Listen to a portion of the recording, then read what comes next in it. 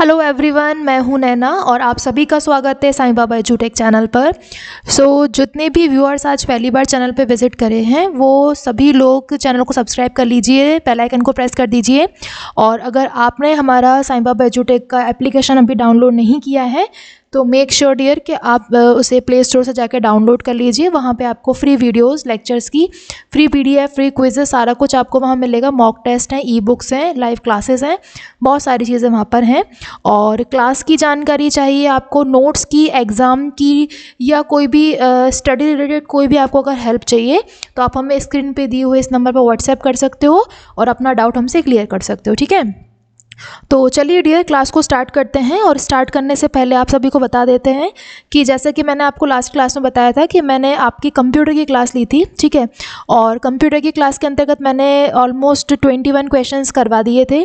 तो इन क्वेश्चंस का अगर सेशन अगर आपने अभी भी नहीं देखा है तो आप लोग पहले लास्ट क्लास पे विज़िट करिए और उस 21 क्वेश्चन की सीरीज़ को देख लीजिए, क्योंकि मैंने बोला था कि मैं डेली आपके 21-25 क्वेश्चंस डेली कराऊंगी, जिससे कि आपकी रिवीजन होती रहे। और ये सारे क्वेश्चंस वो रहेंगे जो वेरी मोस्ट हैं पेपर की दृष्टि से।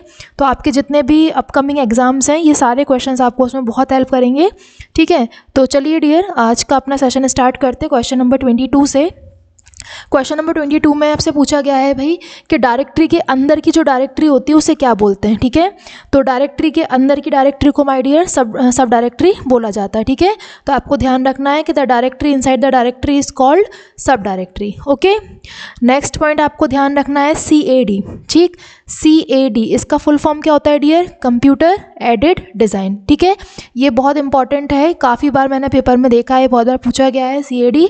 तो CAD का फुल फॉर्म होता है कंप्यूटर एडेड डिज़ाइन। नेक्स्ट है आपका 24th ऑरेकल। तो डियर, ऑरेकल क्या होता है? ऑरेकल एक डेटाबेस सॉफ्टवेयर होता है, ठीक है।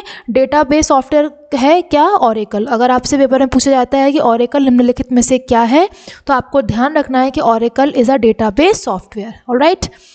नेक्स्ट आपका 25th नंबर का जो पॉइंट है वो देखिए, भारत में सर्वप्रथम दिखाई देने वाला कंप्यूटर वायरस कौन सा है, ठीक है।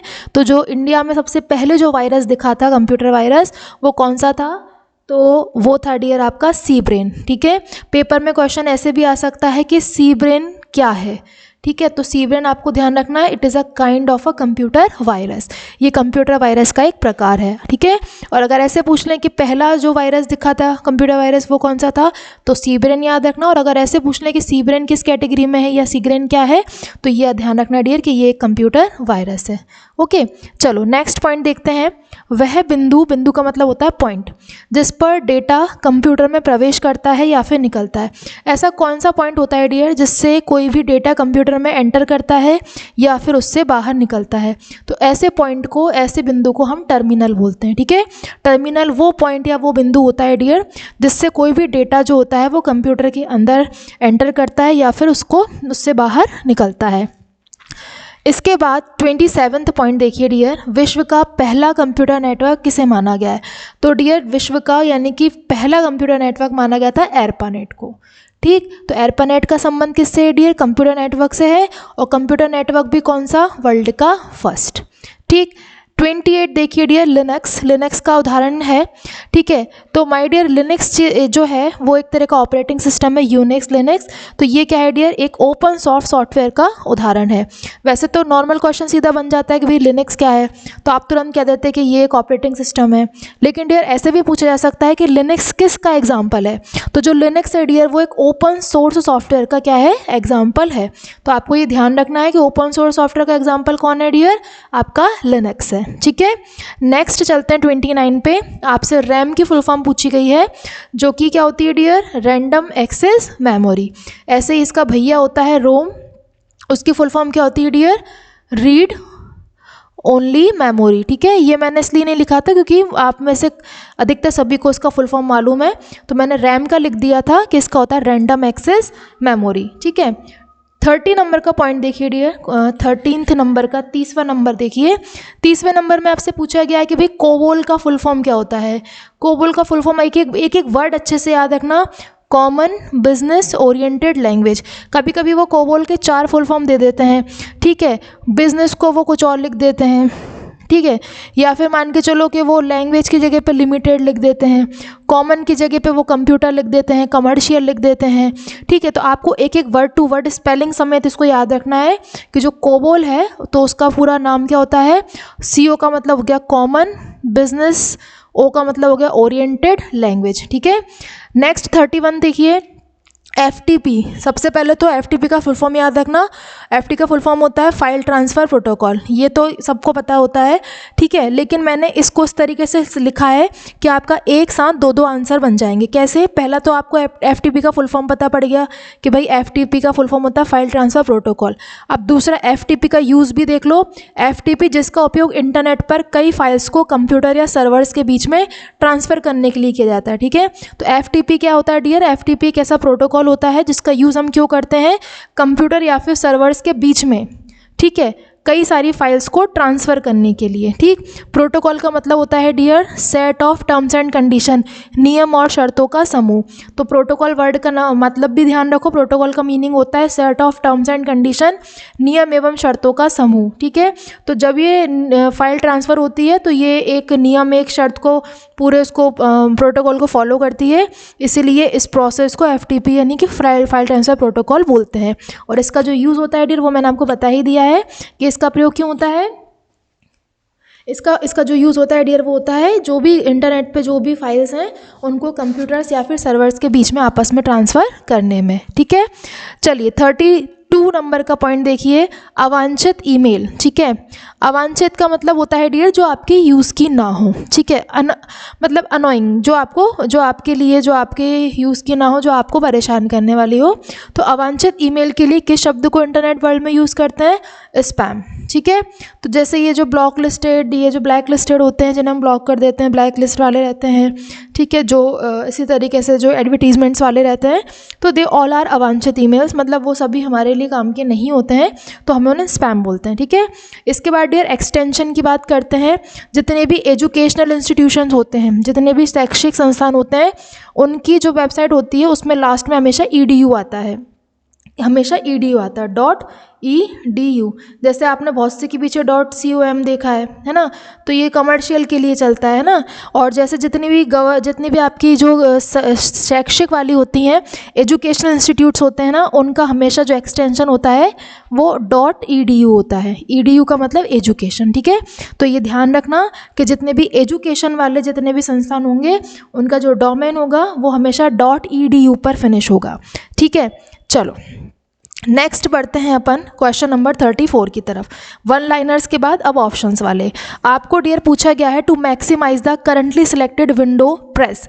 आपको अगर जो भी विंडो आपने सिलेक्ट कर रखी है, ठीक है, जो जिस भी विंडो पर आप अभी हैं, अगर आपको उसको मैक्सिमाइज़ करना है, अगर आपको उसको मैक्सिमाइज़ करना है, उसको मैक्सिमम उस पर ओपन करना है, तो आपको क्या करना पड़ेगा? आपके पास 4 ऑप्शंस हैं, दिमाग लगाइए डियर। आपको ऑप्शन नंबर B यानी कि कंट्रोल के साथ F10 प्रेस करना पड़ेगा, जिससे कि क्या होगा, आपकी जो भी करंटली जो सिलेक्टेड विंडो है वो क्या हो जाएगी डियर? मैक्सिमाइज हो जाएगी। ठीक है, come to the next question.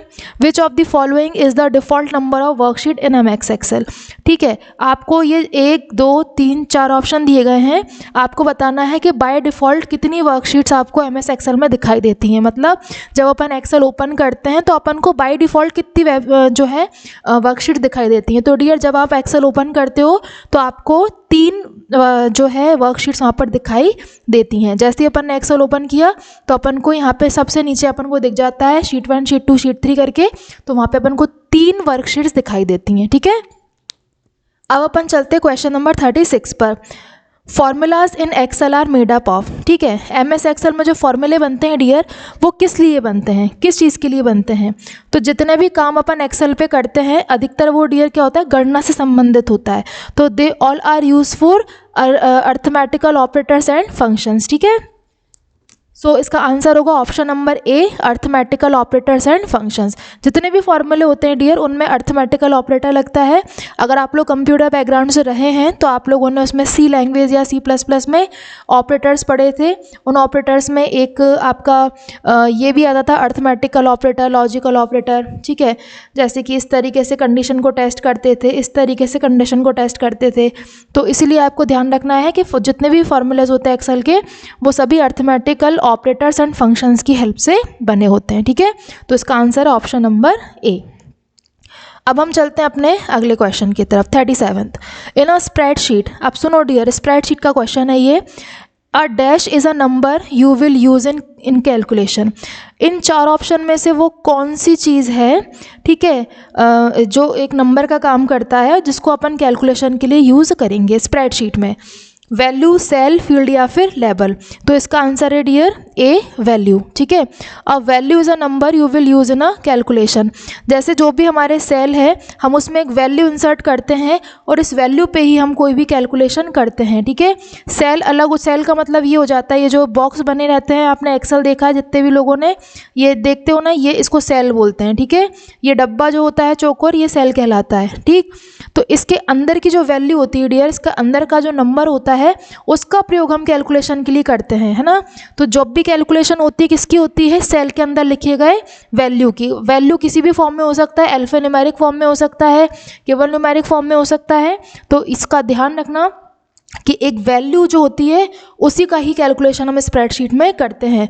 तो जल्दी जल्दी में बहुत से बच्चे हो सकता है इसका आंसर बी लगा दें, तो वो गलत होगा। इसका आंसर होगा dear A.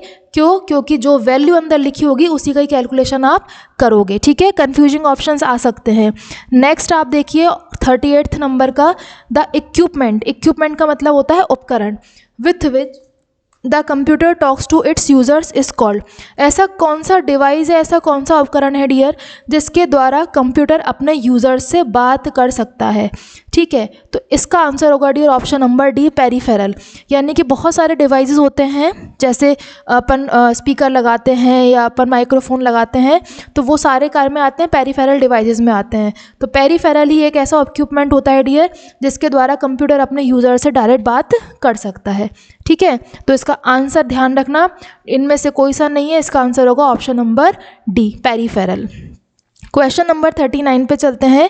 The arranging of data in a logical sequence.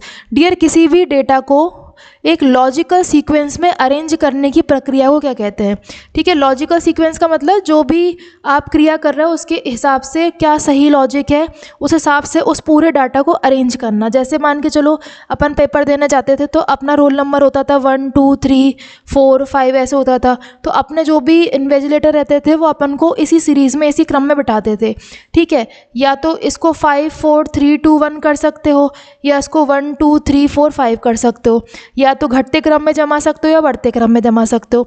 इसके अलावा इसको अरेंज करने का कोई दूसरा तरीका नहीं है ना, ऑथेंटिक।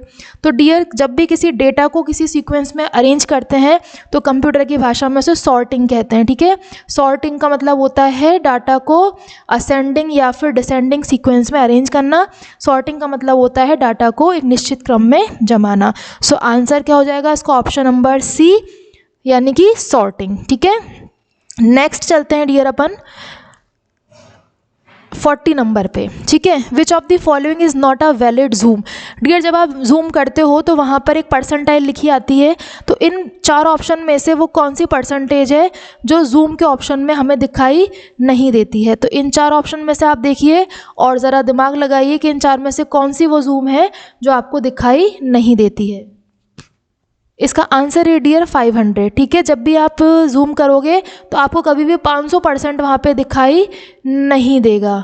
तो इसका करेक्ट आंसर है डियर ऑप्शन नंबर डी, 500। ये बिल्कुल वैलिड जूम नहीं है।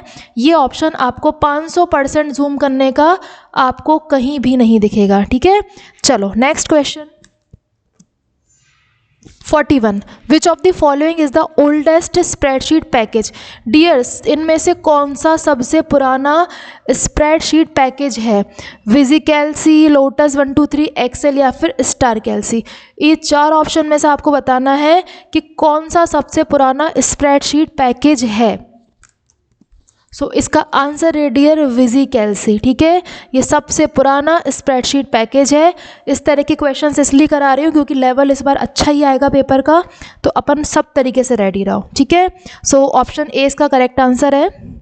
नेक्स्ट है question number 42, Microsoft Excel is a powerful. Dear, MS Excel एक पावरफुल क्या है? वर्ड प्रोसेसिंग पैकेज है, स्प्रेडशीट पैकेज है, कम्युनिकेशन सॉफ्टवेयर पैकेज है या फिर एक DBMS पैकेज है? तो अपन को बताना है कि भाई MS एक्सेल एक पावरफुल क्या है डियर, स्प्रेडशीट पैकेज है। MS एक्सेल पे पूरा काम किसके आधार पर होता है डियर, स्प्रेडशीट के आधार पर होता है। इसी में ही आपको रो मिलती हैं, इसी में आपको कॉलम मिलते हैं और इसी में ही पूरा आपका अर्थमेटिक, लॉजिकल और फंक्शंस का यूज़ करके पूरा इसमें कैलकुलेटिव काम होता है। तो MS एक्सेल की जान होती है स्प्रेडशीट पैकेज। ठीक है, तो ये था अपना आज का सेशन। अच्छा लगा हो तो वीडियो को लाइक कर देना, शेयर कर देना और अगली क्लास में और भी अच्छे इंटरेस्टिंग क्वेश्चंस के साथ मिलूंगी। आप लोग कंप्यूटर की तैयारी अगर इन क्वेश्चन से भी करके जाओगे तो बिल्कुल ये मान के चलो डियर कि ये क्वेश्चंस आपको घूम फिर के पेपर में आराम से मिल जाएंगे। ठीक है, चलिए मिलते हैं अपनी अगली क्लास में। कोई भी डाउट हो तो कमेंट सेक्शन में कमेंट करके भी पूछ सकते हो आप। ठीक है, thank you guys, thanks for watching.